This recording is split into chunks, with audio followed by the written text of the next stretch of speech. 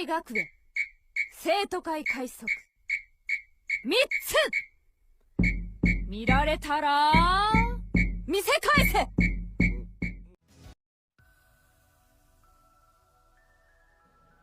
Keesokan harinya, hari di mana mereka akan berangkat ke Underwood. Asuka, Yo, Leticia, dan Kurosagi sedang menunggu Izayoi dan Jin di depan rumah. Asuka sangat marah sama mereka berdua karena membuat Asuka dan yang lainnya ini harus menunggu lama di luar.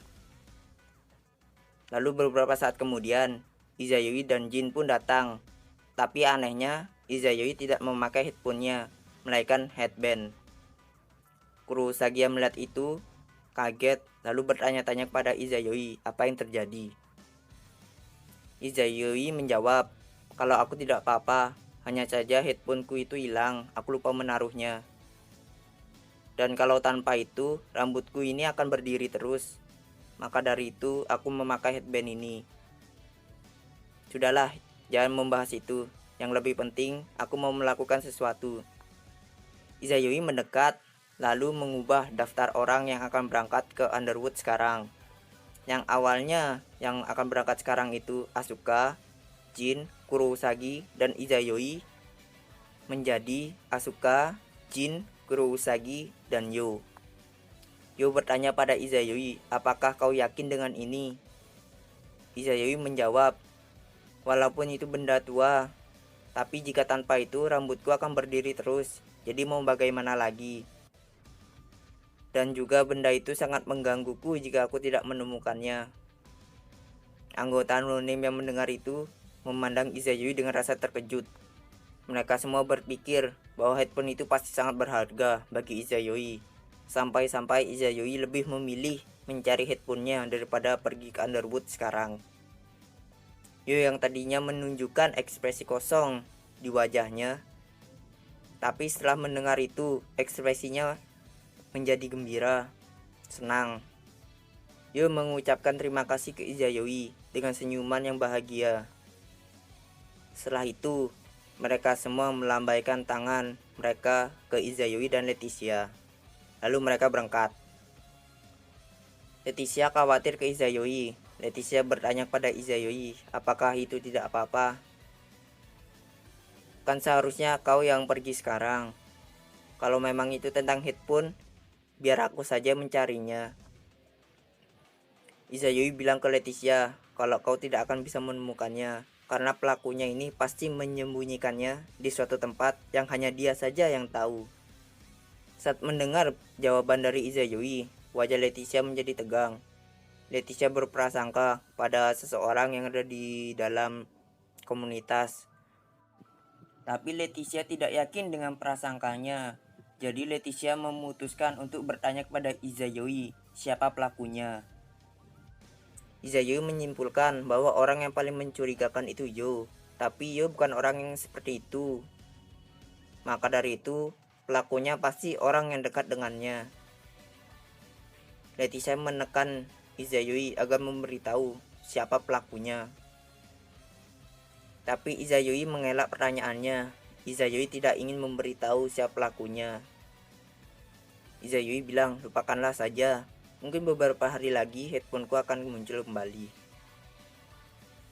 Lagi pula benda itu hanya dibuat oleh orang awam saja. Jadi tidak usah khawatir. Leticia mendengar kata orang awam, langsung bertanya lagi ke Izayoi. Apa mungkin itu dibuat oleh orang yang kau kenal? Gara-gara pertanyaan Leticia itu, Izayoi jadi teringat dengan percakapan mereka saat di kamar mandi. Saat Leticia bertanya masa lalu Izayoi. Izayoi sangat tidak ingin membahas topik itu sekarang. Jadi, Izayoi mengubah topik pembicaraan. Izayoi juga membuat penawaran pada Leticia. Jika kau sangat ingin tahu tentangku, maka buatkanlah aku sarapan sekarang juga. Lalu juga cemilan.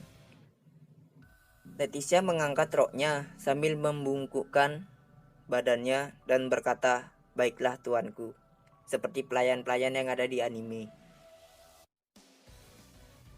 Beberapa saat kemudian, di tempat outer gate nomor 2.153.80, Asuka, Yu, Jin, dan Kurosagi sedang mengaktifkan Astral Gate menggunakan hibah konsensi kemarin itu yang dia dapatkan. Mereka mengaktifkannya lalu menunggunya agar gate itu sepenuhnya aktif. Banyak juga orang yang berkumpul di depan Astral Gate selain mereka. Alasannya dikarenakan Astral Gate ini hanya aktif pada saat keadaan darurat saja. Dan juga Astral Gate ini bisa aktif saat ada orang atau komunitas yang memiliki izin untuk mengaktifkan Astral Gate ini. Maka dari itu, saat ini Astral Gate ini banyak orang yang mengantri untuk masuk ke Astral Gate. Walaupun mereka itu harus membayar dengan beberapa koin emas untuk memasukinya. Maka dari itu, pasti banyak orang yang mengantri saat Astral Gate ini aktif. Apalagi komunitas pedagang.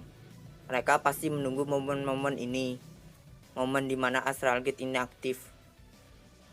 Karena alasan itu semua, sekarang pada saat Asuka, Yu, Jin, dan Kurosagi mengaktifkan Astral Gate, banyak orang yang di sekitar dan di tempat lain yang mendengar itu berkumpul di sana untuk mengantri. Bahkan sekarang saja sudah ada sekitar 2-3 kelompok yang sudah berkumpul di sana. Lalu di saat mereka semua menunggu di Astral Gate, Asuka terus memandangi patung harimau yang ada di samping pos portal sambil bilang, "Mungkin tugas selanjutnya setelah Harvest Festival ini, aku harus menghancurkan patung itu. Karena patung itu sangat mengganggu. Lagi pula area master sekarang sudah menjadi milik kita. Jadi kita harus menggantinya dengan patung Jin. Hitung-hitung sebagai investasi." Jin yang mendengar kata-kata Asuka tadi, wajahnya memucat karena malu. Lalu dia bilang, "Tolong jangan melakukan itu. Itu sangat memalukan, Asuka." Lalu Asuka melanjutkan kata-katanya. "Lalu selanjutnya aku akan menggunakan Kurosagi sebagai iklan massal." Kurosagi cemberut. Karena menggunakan dia sebagai model iklan itu sangat memalukan bagi dia juga. Yo memiringkan kepalanya dan bilang, "Kemudian kita mungkin mengiklankan Kurosagi juga." Kurosagi yang mendengar guyonan mereka marah. Lalu menampar mereka berdua menggunakan kipas kertas yang dia bawa. Bahkan tanpa Izayui, mereka itu masih tetap membuat masalah. Karena mereka bertiga ini memiliki pemikiran yang sama. Kurosagi hanya mendesah saja karena perilaku mereka. Lalu Kurosagi mengeluarkan 2 undangan yang mereka punya. Satunya berisi undangan dari Dracogryph untuk menghadiri Harvest Festival. Dan satunya lagi dari Pri dan Roh yang ada di Underwood. Karena waktu dari kedua undangan itu tidak bertabrakan, jadi mereka memutuskan untuk menghadiri kedua undangan itu. Yang pertama, mereka pergi ke Underwood. Setelah itu baru menuju ke Dracogryph untuk menghadiri Harvest Festival. Tidak lama kemudian, Astral Gate aktif. Banyak orang yang sudah mengantri di depan Astral Gate. Tapi karena Kurosagi dan yang lainnya ini memiliki keistimewaan, jadi mereka berada di tempat khusus area master untuk menunggu dikonfirmasi. Kurosagi dan yang lainnya menunjukkan plat nomor untuk dikonfirmasi. Saat Kurosagi dan yang lainnya mengecek atau mengonfirmasi plat nomor mereka, Yu teringat dengan Izayui. Yu merasa khawatir dengan Izayui saat ini. Asuka dan Kurosagi yang mendengar perkataan Yu juga ikut khawatir dengan Izayui. Padahal Izayui itu sangat menantikan hari ini. Bahkan dia sampai mencari hadiah yang sangat besar, yaitu area master. Tapi dengan mudahnya dia memberikan posisinya hanya karena headphone-nya saja. Mereka berpikir pasti sekali headphone itu sangat berharga baginya. Lalu mereka mendoakan Izayui agar Izayui cepat menemukan headphone-nya kembali. Setelah itu mereka selesai dicek atau dikonfirmasi. Mereka bersiap lalu pergi menuju ke Underwood. Oke, kita balik lagi ke Izayoi. Izayoi yang telah selesai sarapan memutuskan untuk melihat-lihat perkebunan dan peternakan. Izayoi melewati saluran air yang airnya itu berasal dari pohon air yang dia dapatkan. Izayoi melewati pepohonan juga dan rerumputan yang hingga akhirnya Izayoi sampai di perkebunan. Sampainya di sana, Izayoi disungguhi dengan pemandangan yang indah dari perkebunan teh, tanah yang subur, dan udara yang sangat menyegarkan. Izayoi sudah mendengar tentang perkembangan perkebunan, tapi ini baru pertama kalinya Izayoi melihat langsung ke tempat. Izayoi sangat takjub melihat perubahan yang sangat luar biasa ini. Izayoi takjub karena tanah yang dulunya tandus hanya dalam 2 bulan saja tanah itu sudah menjadi subur dan bahkan menjadi indah seperti ini. Izayoi menikmati pemandangan itu. Kemudian di saat Izayoi sedang menikmati pemandangan, datanglah Lily dari balik pohon. Lily yang melihat Izayoi langsung bertanya kepadanya, "Sedang apa yang kau lakukan di sini?" Izayoi menjawab kalau dia hanya sedang melihat-lihat saja. Izayoi juga memuji Lily yang sudah merawat perkebunan dan peternakan sampai sebagus ini. Lily sangat gembira saat dipuji Izayoi, sampai telinga rubahnya itu bergoyang-goyang. Seketika hembusan angin yang segar datang ke arah mereka. Lily merasakan hembusan angin itu sambil menghirupnya. Lalu Lily berpikir, walaupun Lily sudah berterima kasih kepada Izayoi sebanyak bintang yang ada di langit, Lily merasa itu masih belum cukup untuk berterima kasih kepada Izayoi. Izayoi yang melihat Lily sedang memikirkan sesuatu, memutuskan untuk menggodanya. Izayoi bilang, "Setelah melihat tanah yang luas dan lebar ini, pasti sangat menyusahkan kan untuk merawatnya?" Lily yang mendengar itu bilang ke Izayoi, "Jangan khawatir, serahkan saja padaku, aku bisa kok." Saat mereka berbincang-bincang, Leticia datang dari balik pohon sama seperti Lily. Leticia juga membawa keranjang yang berisikan daun teh dan juga makanan ringan di dalam keranjang. Lalu mereka mulai berbincang-bincang. Kemudian Leticia memberitahu Izayoi alasan kenapa Lily itu bisa bagus dalam mengurus kebun dan peternakan. Karena Lily itu keturunan dari keluarga yang memang bagus dalam pekerjaan ini. Izayoi memiringkan kepalanya dan bertanya apa maksud dari perkataan itu. Leticia menjawab bahwa Lily ini memiliki garis keturunan yang sangat terkenal. Dan itu sangat mirip dengan Inari Kamisama. Izayoi terkejut dengan jawaban Leticia. Lalu Izayoi menyuruh mereka untuk menjelaskan lebih jelas lagi atau lebih detail lagi. Lily menjelaskannya bahwa menurut legenda yang diberitahu ibu Lily, kalau nenek moyangnya itu memiliki garis keturunan dari Shiro Kitsune atau Dewa Uka, atau bisa disebut juga Uka no Mitama. Izayoi makin terkejut dengan jawabannya. Karena Dewa Uka itu sering disebut dengan dewa biji-bijian, dewa perdagangan, dewa bisnis, dan yang lain-lainnya. Uka juga memiliki arti gandum. Uka juga diasumsikan kalau Uka no Mitama ini memiliki umat dari berbagai profesi. Dan nenek moyangnya Lily ini adalah salah satu dari mereka. Bahkan Izayoi yang lahir di abad 21, Uka no Mitama ini masih menjadi dewa perdagangan di dunia Izayoi. Bahkan di beberapa tempat di dunia Izayoi terdapat altar untuk menyembah rubah sebagai utusan dari Uka no Mitama atau menyampaikan pesan untuk umatnya menuju ke Uka no Mitama. Dan rubah ini kemungkinan adalah ibu dari Lily. Izayui memegang dagunya sambil tersenyum. Lalu Izayui bertanya kepada Lily, apakah nenek moyangnya adalah bagian dari Nunim juga? Lily membenarkan pertanyaan Izayui, bahwa dulunya nenek moyangnya lah yang mengurus perkebunan dan peternakan di sini menggunakan kekuatannya.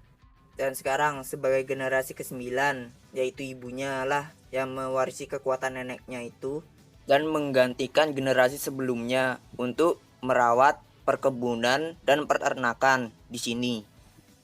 Lalu Izayui melihat ke sekitar. Lalu Izayui bertanya pada Lily, di mana ibumu sekarang? Lily hanya menundukkan kepalanya. Melihat reaksi Lily, Izayui tahu bahwa ibunya juga ditangkap oleh Demon Lord sama seperti Leticia dulu. Izayui memandang Leticia seakan ingin tahu lebih jelas tentang ibunya Lily. Tapi sayangnya Leticia juga tidak tahu apapun tentang ibu Lily. Karena saat mereka ditangkap, mereka ditaruh di tempat yang terpisah atau dipenjarakan di tempat yang terpisah. Jadi Leticia tidak tahu keadaan ibu Lily. Begitupun juga sebaliknya, ibu Lily tidak tahu keadaan Leticia. Leticia menundukkan kepalanya dengan ekspresi wajah yang sangat suram. Leticia juga ingin informasi tentang temannya itu dan menyelamatkannya. Leticia sudah mencari-cari informasi pada banyak orang. Bahkan seorang floor master seperti Shiroyasha, dia tidak tahu saat ditanyakan tentang informasi di mana ibu Lily maupun identitas dari Demon Lord yang menyerang Nunim waktu itu. Leticia menjadi putus asa karena jawaban itu. Leticia jadi tidak tahu harus bertanya kepada siapa lagi. Lily yang melihat mereka khawatir. Lily mengubah suasana mereka dengan bilang, jangan khawatir. Walaupun tanpa ibu, Lily bisa mengurus perkebunan dan peternakan ini. Tapi Izayui tidak mendengarkan perkataan Lily. Izayui mengepalkan tangannya. Izayui sangat marah. Izayui diam sejenak. Lalu Izayui memasang ekspresi serius dan bertanya kepada Lily. Lily, ibumu bisa dibilang pengikut Uka no Mitama kan? Maka pasti pengikut lainnya yang ada di Little Garden ini ada kan? Dia juga pasti terhubung dengan kuil yang sama. Kan biasanya ada tuh di altar-altar tuh di anime biasanya kan ada rubah. Pasti kan rubahnya nggak satu aja patungnya tuh ada dua. Nah itu udah dimaksud Izayui mungkin. Oke kita lanjut. Lily mengiyakan pertanyaan Izayui dan bilang kalau keberadaan mereka itu ada di bagian selatan Gunung Spirit yang berada di wilayah peringkat 5 digit. Izayui yang mendengar itu langsung memberikan sebuah ide atau rencana kepada mereka. Jika kita ke sana dan berdoa ke Uka no Mitama dan meminta lokasi dari pengikutnya, dia pasti akan tahu. Dan juga sekaligus kita bisa bertanya nama dari Demon Lord yang menyerang Nunim waktu itu. Bisa dibilang melempar satu batu mengenai dua burung. Lily menolak ide itu karena perjalanan ke wilayah peringkat 5 digit itu sangat berbahaya. Apalagi kalau rencana ini semata-mata hanya untuk Lily saja. Lily merasa dia itu seperti membebani Izayui dan yang lainnya. Lalu Izayui menenangkan Lily dan bilang, tenang aja. Ini hanya untuk menyelidiki identitasnya saja. Dan juga ini bukan semata-mata hanya untuk dirimu, tapi untuk komunitas. Leticia mendengar ide atau rencana Izayui seketika bersemangat. Lalu Leticia menyetujui rencana Izayui. Lalu Izayui bilang ke Leticia, kalau gitu kita akan menjalankan rencana ini setelah Harvest Festival ini selesai. Izayui dan Leticia saling menatap, lalu menganggukkan kepala mereka, yang menandakan mereka setuju dengan rencana ini. Setelah itu Izayui mengulurkan tangannya ke perkebunan sambil tertawa dan bilang, maka dari itu Lily, ibumu akan segera datang, jadi persiapkanlah dirimu dan juga tunjukkan hasil dari kerja kerasmu di perkebunan ini kepadanya. Lily yang mendengar itu sangat bahagia. sampai-sampai dia mengibaskan kedua ekor rubahnya. Lalu dia berkata, "Terima kasih banyak, aku akan melakukan yang terbaik untuk ini." Setelah itu Lily lari menuju perkebunan dengan sangat bahagia. Melihat Lily yang sangat bahagia, Leticia memuji Izayoi. Setelah itu mereka berdua pergi menuju ke rumah yang dibuat khusus untuk para peternak beristirahat. Izayoi duduk di kursi yang sudah disediakan, sedangkan Leticia membuatkan teh yang dia petik tadi dengan peralatan yang dia bawa di keranjang. Lalu mereka mulai berbincang-bincang. Lalu Izayoi merasa penasaran dengan sesuatu dan bertanya ke Leticia, "Kamu kan dulunya Demon Lord, tapi kenapa kamu sekarang bisa menjadi bawahan dari Nunim? Itu gimana ceritanya?" Maksudnya Izayoi ini, Leticia ini tidak seperti Demon Lord lainnya yang punya komunitas sendiri, punya bawahan sendiri. Ya, dia juga ketua dari komunitas itu. Jadi sangat aneh bagi Izayoi. Leticia menjawab pertanyaan Izayoi bahwa dia itu bukan bawahan Nunim. Selama hidup Leticia itu, Leticia hanya memiliki tuan, yaitu Asuka, Yo, dan Izayoi itu saja. Setahu Leticia, cara untuk menjadikan Demon Lord menjadi anggota dalam suatu komunitas itu harus memenuhi beberapa syarat, dan mereka juga harus berhasil mengalahkan Demon Lord itu di dalam sebuah game. Dalam kasus Leticia ini, dulunya Leticia sempat mengamuk karena kalah dari game yang dia buat. Lalu Leticia menyalahgunakan kekuasaannya sebagai hostmaster yang mengakibatkan Leticia dihukum dan gelarnya sebagai Demon Lord itu dicabut dan disegel di selatan. Leticia juga bilang, walaupun suatu saat segel itu ditemukan oleh seseorang, Leticia tidak akan melepaskannya atau tidak akan mengambilnya kembali. Ekspresi Leticia suram saat mengatakan itu, seakan dia mengingat masa lalu yang tidak ingin dia ingat. Lalu setelah menjawab banyak pertanyaan dari Izayoi dari kemarin itu, Leticia tersenyum. Lalu Leticia mulai gantian bertanya kepada Izayoi. Sebelum Leticia bertanya, Izayoi sudah tahu apa yang akan ditanyakannya. Dan yang pasti akan ditanyakan itu pasti tentang masa lalunya. Izayoi mendesah. Izayoi sudah menyerah untuk menutup-nutupi masa lalunya dari Leticia. Izayoi bilang, "Kau mau aku cerita dari mana? Cepatlah." Leticia sempat ragu saat mau bertanya. Dia harus dari mana mulai bertanyanya. Lalu Leticia memutuskan untuk bertanya dulu tentang headphone-nya. Izayoi menjawab bahwa headphone-nya itu hanya properti yang dibuat oleh anak dari panti asuhan seperti Izayoi. Dalam hati Leticia merasa bersyukur karena dia bertanya ini terlebih dahulu. Karena Leticia ini takut jika dia langsung menanyakan tentang masa kecilnya bisa membuat Izayoi tersinggung. Tapi setelah mendengar jawaban Izayoi, Leticia berpikir bahwa wajar saja kalau orang tua Izayoi itu menitipkan Izayoi ke panti asuhan. Karena Izayoi itu adalah manusia super. Jadi pastinya Izayoi itu tidak memiliki kehidupan yang normal seperti kebanyakan orang. Dan itu menyebabkan orang tuanya akan merasa tidak kuat merawatnya dan memutuskan untuk menitipkannya kepada panti asuhan. Tapi tiba-tiba pemikiran itu terbantahkan dengan pemikiran, apakah orang normal bisa melahirkan anak seperti Izayoi? Leticia mulai berpikir lebih hati-hati lagi.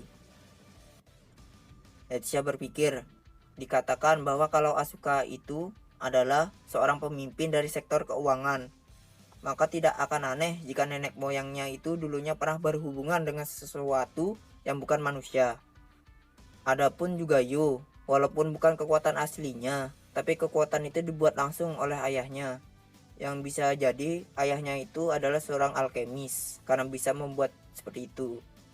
Lalu Leticia menyimpulkan kalau Izayoi itu juga sama seperti mereka berdua. Garis keturunan atau orang tuanya memiliki kekuatan super gitu. Karena memikirkan hal itu, Leticia jadi makin penasaran tentang masa lalu Izayoi. Hatinya berdetak kencang. karena rasa ingin tahunya. Tapi Leticia takut menyakiti hati Izayoi kalau dia langsung menanyakan tentang masa lalu Izayoi. Jadi Leticia hanya bisa diam saja sambil memakan kue yang dia siapkan tadi. Izayoi yang melihat tingkah laku dan ekspresi wajah Leticia yang terlihat jelas kalau dia sedang penasaran atau ingin tahu. Izayoi memutuskan untuk menceritakannya langsung kepadanya tentang masa lalunya. Dulunya, sebelum Izayoi berumur 12 tahun, dia diperlakukan seperti sepak bola. Dia dioper ke sana ke sini, dari panti asuhan ke orang lain, lalu kembali lagi ke panti asuhan, dan terus menerus. Dikarenakan Izayoi itu terlalu berbakat. Kalau kalian masih kurang jelas, kalian bisa nonton aja anime Natsume Yukincho. Bagi saya itu hampir mirip kasusnya seperti Izayoi. Bedanya, Izayoi punya kekuatan dan kepintaran yang melebihi manusia normal. Sedangkan Natsume itu orangnya indigo, bisa melihat hantu, roh, yokai, dan lain-lainnya. Kesamaannya ya itu dioper-oper dia. Oke lanjut. Walaupun banyak orang yang ingin mengadopsinya, tapi setelah melihat bakat Izayoi, mereka lebih memutuskan untuk menukarkan Izayoi dengan anak lain. Izayoi tertawa saat menceritakan itu, tapi Leticia hanya bisa diam saja dan tidak bisa berkata apapun ke Izayoi. Leticia hanya bisa menundukkan kepalanya sambil mendengarkan Izayoi. Semua orang tua angkat yang mengadopsi Izayoi selalu meminta sesuatu ke Izayoi, dan juga selalu Izayoi turuti. Tapi setelah suatu hari, mereka tahu atau sadar kalau mereka tidak bisa mengurus anak seperti Izayoi. Mereka memutuskan untuk mengembalikan Izayoi. Bahkan mereka pernah sampai bersujud dan memohon dengan kata-kata, "Kami mohon, kembalilah ke panti asuhan," kepada Izayoi. Bahkan ada juga salah satu orang yang mengadopsi Izayoi pernah memanfaatkannya demi mendapatkan uang. Tapi pada akhirnya itu sama saja. Dia tidak kuat mengurus Izayoi dan ingin mengembalikannya ke panti asuhan dengan memohon sujud seperti tadi. Izayoi sangat kesal dengan dia. Izayoi langsung mengumpulkan bukti-bukti penggelapan dana darinya, kemudian mengirimnya ke jaksa dan perusahaan televisi. Saat itu Izayoi berumur 10 tahun, sempat berpikir juga untuk menjerumuskan orang yang telah memperalatnya ke neraka. Tapi Izayoi merasa kalau itu kurang greget. Jadi Izayoi memutuskan untuk memanfaatkan mereka untuk menghasilkan uang demi Izayoi. Tapi tidak lama kemudian Izayoi juga merasa bosan dengan itu. Lalu Izayoi mengumpulkan semua uang yang didapatkan dari orang-orang itu dan membuat sebuah game untuk semua orang. Dan game itu adalah Temukan Aku selama 1 minggu. Izayoi juga menemukan uangnya, lalu memfoto dirinya sendiri sebagai bukti, lalu menguploadnya ke internet bersama dengan aturannya. Aturannya tadi tuh Temukan Aku selama 1 minggu, yang mengakibatkan keributan di banyak tempat. Pas awalnya kebanyakan dari mereka menyerah hanya dalam 3 hari. Mereka beralasan kalau ini terlalu sulit, tuan rumahnya tidak ingin ada yang menang, dan keluhan-keluhan lainnya. Saat Leticia mendengar cerita kekanakan Izayoi itu, Leticia mulai sedikit tenang. Leticia mencoba untuk membuka mulutnya, dan Leticia sedikit mengejek Izayoi. "Kau memang buruk dalam menjadi tuan rumah ya, Master. Kalau kau orang yang baik, pasti kau akan memilih peserta dengan beberapa syarat atau beberapa aturan agar bisa menjadi peserta dalam game ini, bukannya malah menyebarkannya ke internet yang mengakibatkan banyak keributan di berbanyak tempat gitu. Apalagi hadiahnya sangat besar, uang gitu. Pastinya banyak orang yang ikut." maupun itu kalangan bawah ataupun kalangan atas. Karena tidak ada syarat, ya pasti banyak jadinya. Karena ejekan Leticia itu, Izayui sedikit cemberut dan bilang, "Aku tidak bisa membantah perkataanmu, tapi maklumilah, saat itu aku masih anak-anak, masih nakal." Lalu Izayui melanjutkan ceritanya, bahwa selama permainan itu, Izayui bersembunyi di dalam gunung.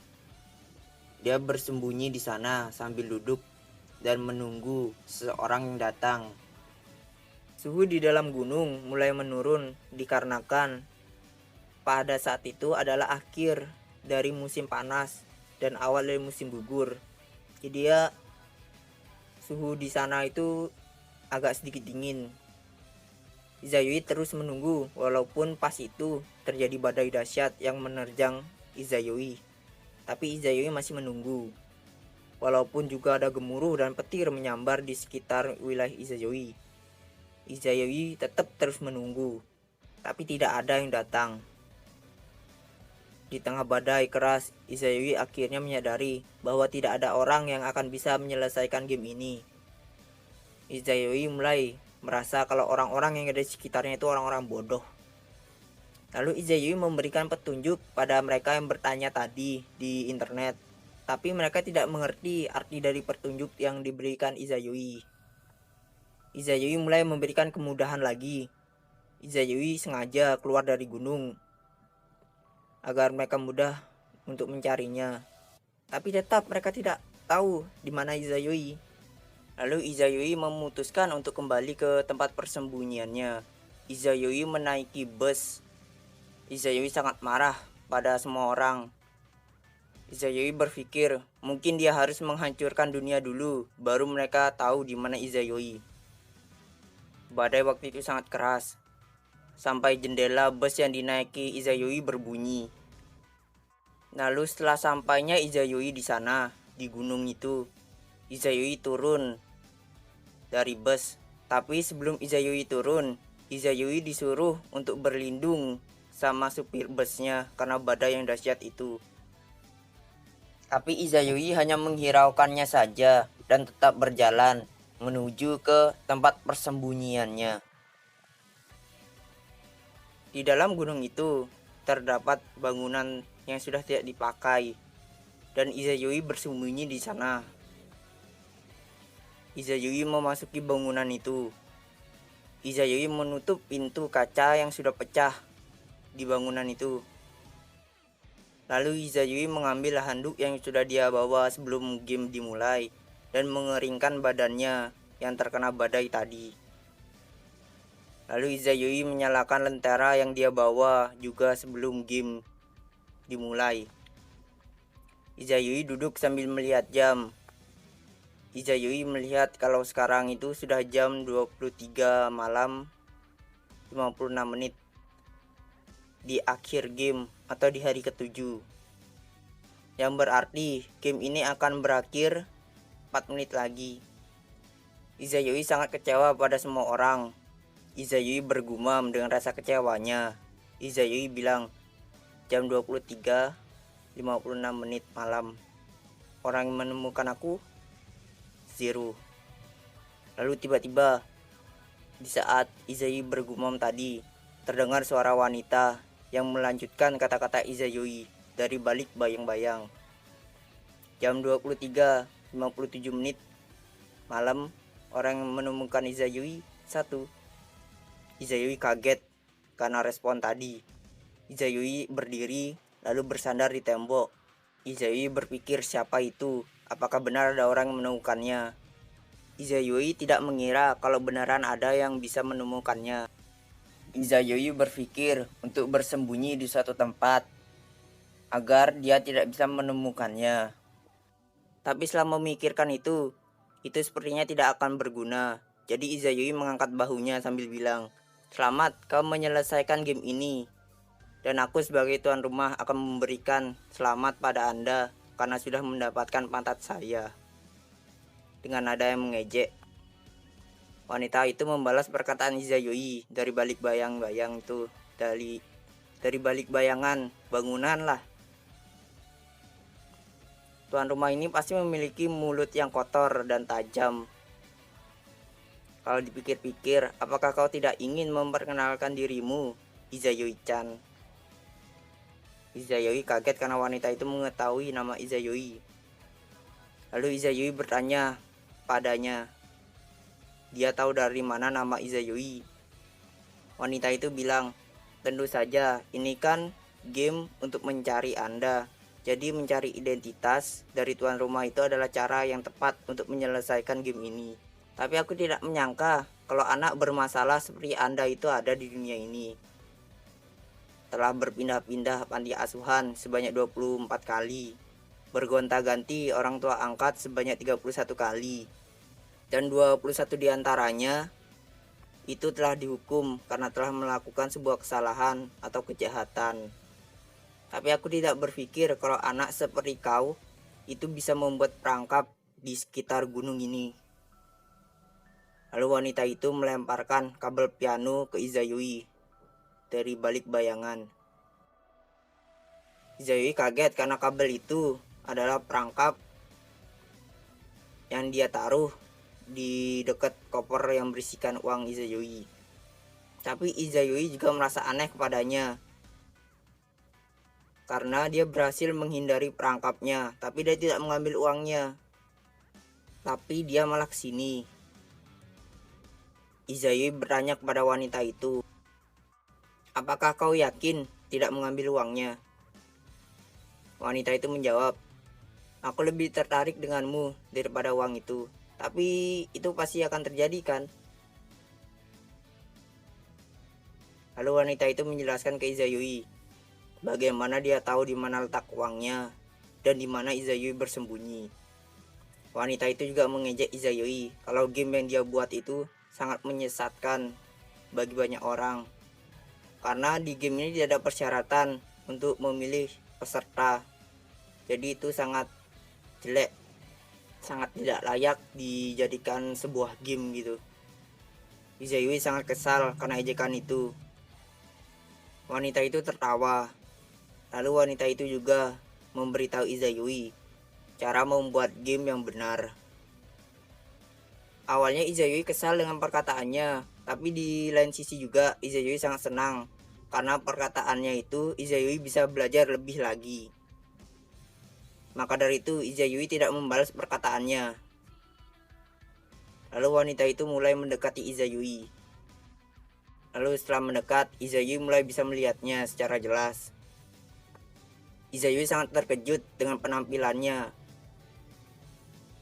Karena wanita itu memakai jas putih yang panjang di saat yang badai menerjang ini. Yang bisa membuat baju atau jasnya itu kotor. Izayoi bertanya-tanya kenapa kau memakai jas itu di saat badai ini. Wanita itu bilang kalau jas ini adalah jas yang akan memberikan saya kemenangan atau jas hoki. Wanita itu juga memakai anting-anting, syal yang sangat serasi dan besar.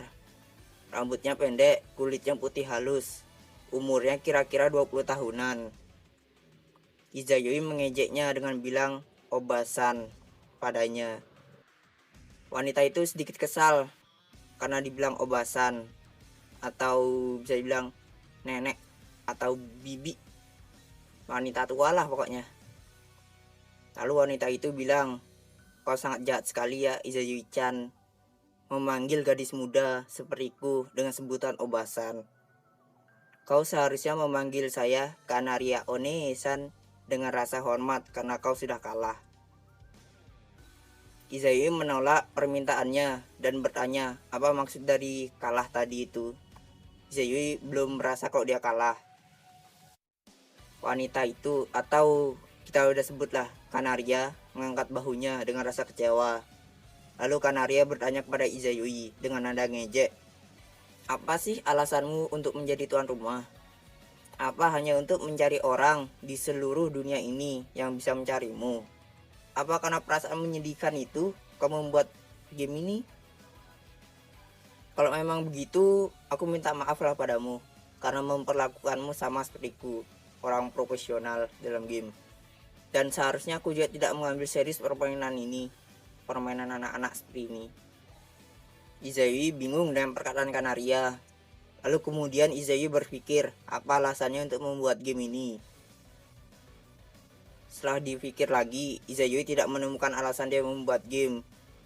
Izayui sangat bingung apa alasannya dia membuat game, dia tidak tahu. Tapi Izayui juga menolak keras alasan menyedihkan yang dibuat Kanaria tadi. Izayui sangat bingung.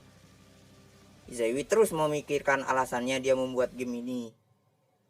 Lalu saat Izayui sedang memikirkan alasan itu, Kanaria melebarkan tangannya sambil bilang, "Izayui-chan, kau tidak boleh membuat game dan alasan menyedihkan seperti itu.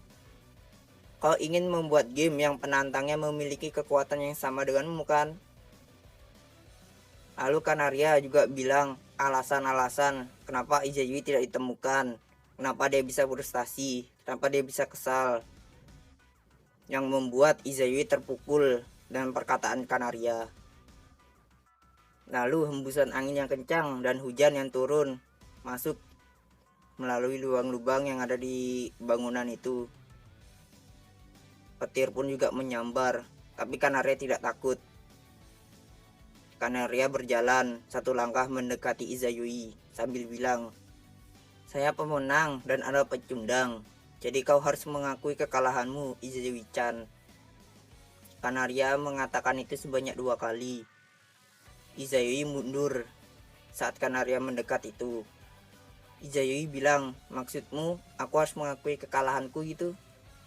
Lalu Kanaria menjawab, "Iya, kau juga harus memproklamasikan pemenangnya, yaitu aku, dan mengakhiri game ini. Lalu kita akan bermain game baru yang dimana aku akan menjadi hostnya atau tuan rumah dan kau ada pesertanya." Izayui bingung dengan perkataan Kanaria. Izayui menatap Kanaria. Lalu Izayui memikirkan perkataannya tadi sambil cemberut. Setelah selesai memikirkannya itu, Izayui bertanya, "Apa hadiahnya?" Kanaria menekuk lututnya, lalu menempelkan dahinya dengan dahi Izayui sambil berkata, "Jika saya menang, saya akan mendapatkan anak berlidah tajam dan buruk. Dan jika kau menang, aku akan selalu menjadi teman bermainmu selamanya. Dan juga aku akan menyiapkan tempat tinggal untukmu. Gimana?" Awalnya Izayui diam sejenak. Lalu setelah itu, Izayui mengangguk dan menyetujuinya sambil tersenyum sombong. Lalu Kanaria menarik tangan Izayui, membawanya keluar dari bangunan itu bersama-sama.